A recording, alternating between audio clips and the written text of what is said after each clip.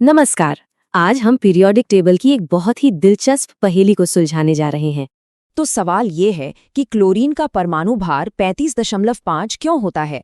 मतलब periodic table में अक्सर देखा होगा कि कुछ एलिमेंट्स का एटॉमिक मास पॉइंट्स में यानी दशमलव में होता है। ये थोड़ा अजीब तो लगता है ना। और यही तो सबसे बड़ी पहेली है, क्योंकि प्रोटॉन या न्यूट्रॉन तो आधा हो ही नहीं सकता, राइट? ये तो हमेशा पूरे नंबर्स में होते हैं। तो फिर इसका हल क्या है? इस पहेली का जवाब छिपा है एक कॉन्सेप्ट में, जिसे हम कहते हैं आइसोटोप्स, या हिंदी में कहे तो समस्थानिक। इसको अच्छी तरह समझने के लिए सबसे आसान एलिमेंट से शुरू करते हैं, हाइड्रोजन। चलिए हाइड्रोजन का केस स्टडी देखते हैं कि ये सब काम कैसे करता है। अब जरा इस पर नजर डालिए। ये तीनों ही हाइड्रोजन हैं। क्यों? क्योंकि इन सब में एक प्रोटॉन है। लेकिन मजे की बात यह है कि इनमें न्यूट्रॉन का नंबर अलग अलग है, और इसी वजह से इनका वजन यानी मास नंबर भी अलग हो जाता है। तो बस यही है आइसोटोप्स, मतलब एक ही एलिमेंट के ऐसे एटम्स जिनका एटॉमिक नंबर तो सेम होता है लेकिन मास नंबर अलग अलग। तो इसका निचोड़ क्या निकला?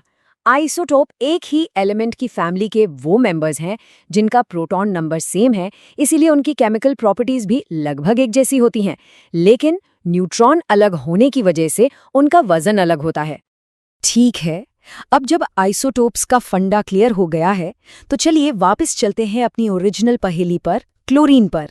देखते हैं कि ये कॉन्सेप्ट क्लोरीन की गुत्थी कैसे सुलझाता है। देखिए, असली कहानी ये है कि नेचर में क्लोरीन दो अलग अलग रूपों में मिलता है। एक का मास होता है 35U और दूसरे का 37U, और ये दोनों 3:1 के रेशियो में मौजूद होते हैं।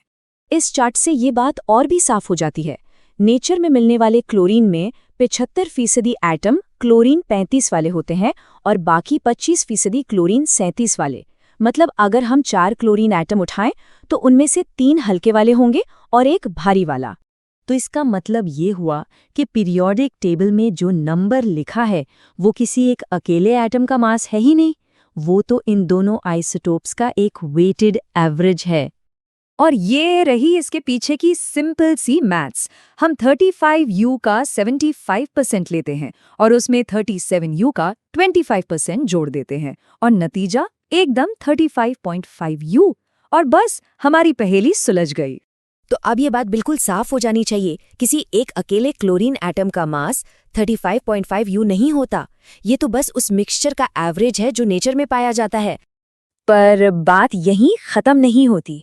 आइसोटोप्स सिर्फ एक किताबी कॉन्सेप्ट नहीं है, बल्कि हमारी असली दुनिया में इनके कुछ बहुत ही जबरदस्त इस्तेमाल भी हैं।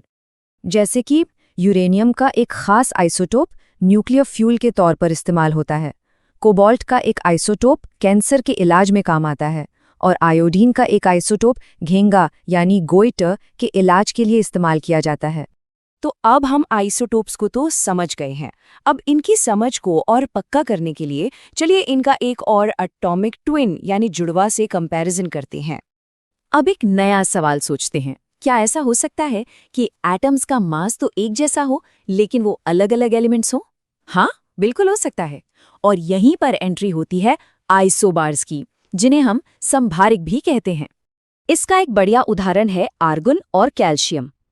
आर्गन का एटॉमिक नंबर है 18 और कैल्शियम का है 20। ये दोनों बिल्कुल अलग अलग एलिमेंट्स हैं, लेकिन दोनों का ही मास नंबर 40 हो सकता है। तो आइसोबार्स क्या हुए? ये अलग अलग एलिमेंट्स के वो एटम्स हैं जिनका एटॉमिक नंबर तो अलग होता है, लेकिन कमाल की बात यह है कि उनका मास नंबर एक जैसा होता है। चलिए अब इन दोनों को आमने सामने रखकर देखते हैं ताकि कोई कंफ्यूजन ना रहे।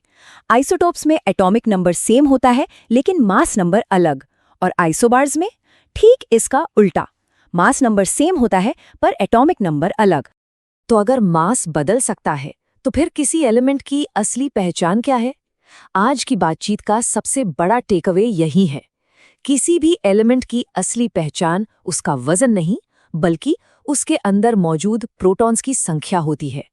प्रोटॉन का नंबर ही उस एलिमेंट का फिंगरप्रिंट है, जो कभी नहीं बदलता।